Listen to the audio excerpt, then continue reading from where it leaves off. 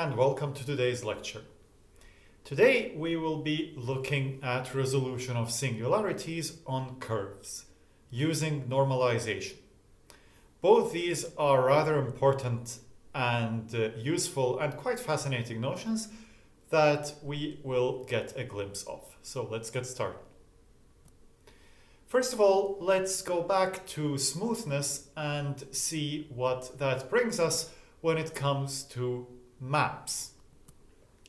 So if you have a morphism of algebraic varieties, this morphism induces a linear map between the tangent spaces at points. So a linear map, the differential of f at a, denoted the fa, from the tangent space of x at a to the tangent space of y at f of a.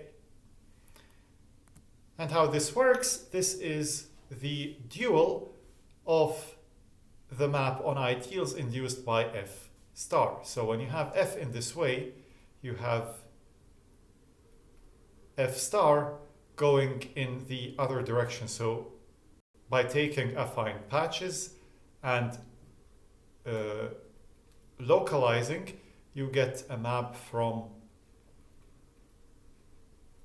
the stalk of y at f of a to the stalk of x at a.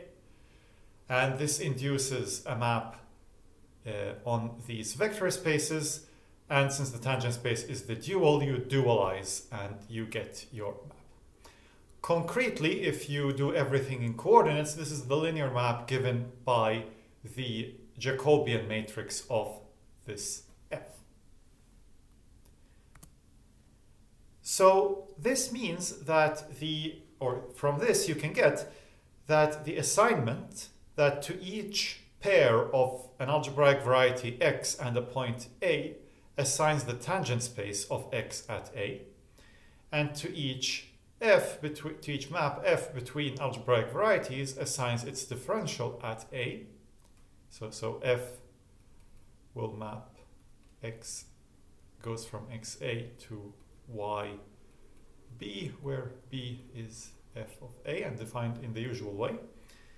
So this assignment defines a functor from the category of pointed algebraic varieties, where the morphisms are morphisms of varieties carrying the points to each other, to the category of vector spaces.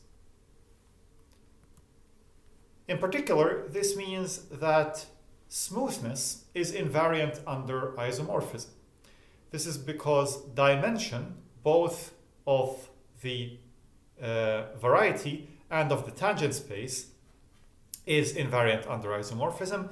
And because of together with the functoriality of this construction, this means that if two algebraic varieties are isomorphic, then either both of them are smooth or neither of them is smooth.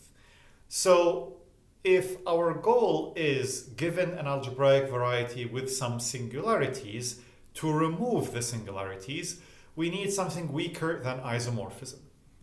And so the notion that we will need is that of a birational morphism.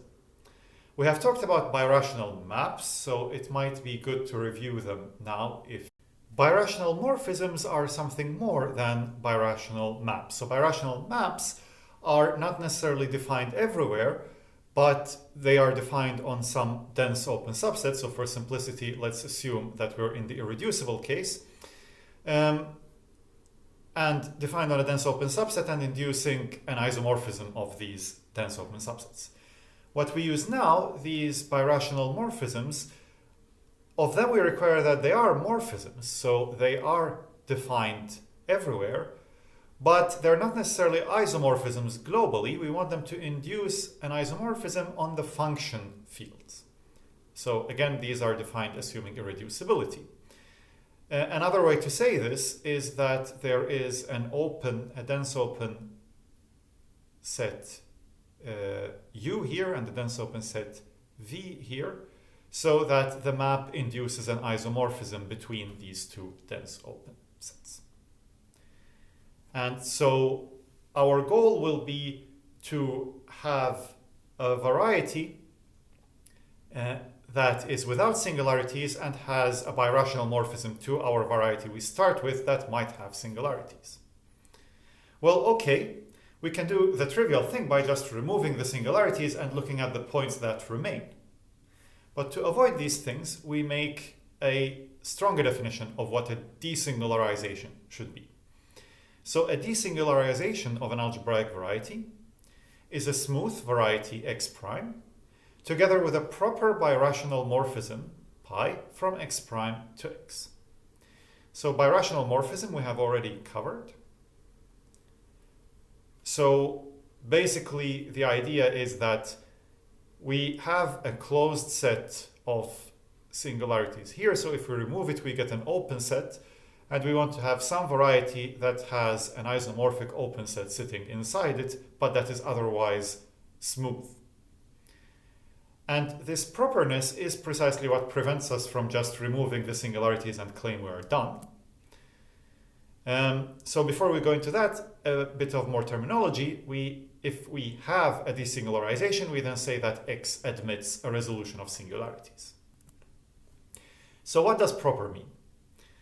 A morphism y to x of algebraic variety is called proper if for any morphism, so algebraic here is a superfluous word, for any morphism from z to x from an algebraic variety z, the projection from the fibered product to z is closed. Pictorially, what does this mean? So I have my morphism here, and then I somehow change bases. So if I have another z here, I can take the fibered product. Intuitively, this somehow generalizes the points that map to the same thing here in X. So scheme theoretically, I'm imagining X as some sort of base I'm working over. Now I'm extending or changing my base to Z. So I lift Y so that Y becomes something over Z. And then I claim that I want that for any such base change, this map should be closed. So mapping closed sets to closed sets. And in the special case where we took X to be a point, this was precisely the definition we used in the definition of complete varieties.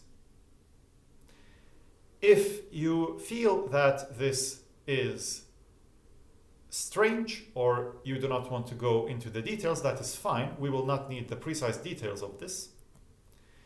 The way to think about this is precisely that proper maps are universally closed. They are closed already. You can think about what special case of Z to take to check that such a morphism is necessarily itself closed, but it also remains closed after any base change, as the diagram I showed before. A fact that we will use without proof is that finite morphisms are proper. So a morphism of varieties is finite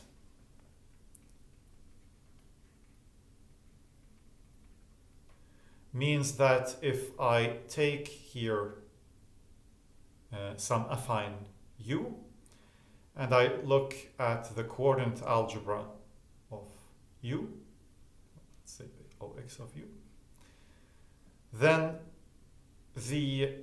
so this will give me a map to something here in y corresponding to the pre-image. If I call this phi, then this will be phi inverse of u. And I want this to be a finite ring extension. So a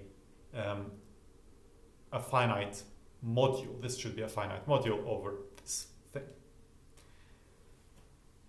So finite morphisms are what we will be using, and then this will guarantee that they are proper. Now, desingularizing varieties in general is a hard problem and not entirely solved. For curves, we more or less know how it looks. So a curve, meaning an algebraic variety of pure dimension 1, not necessarily affine, can be desingularized in many ways. And historically, the first methods go back to Newton, who used Puiseux series to achieve this. There are methods using blow-ups, some sort of birational maps, repeatedly to resolve all singularities, and there are countless other methods that can be used to desingularize such curves. If the curve is projective, in fact, all of these give the same smooth so-called model C prime. So whichever method you use and end up with a smooth curve will not depend on the method you used. All such curves will be isomorphic. What we will do is we will use normalization to desingularize curves. The advantage of normalization, which relies on the theory of integral ring extensions and normal rings, is that it works independent of the characteristic of the field that we're working over, as opposed to some of the methods that are sometimes used. It is also a rather algebraic method that is rather tightly related to the nice properties of integral extensions that we have seen in this course. And so we will start with irreducible affine curves and then use gluing or patching to extend this to the general setting. So now we have the background we need to start normalizing curves.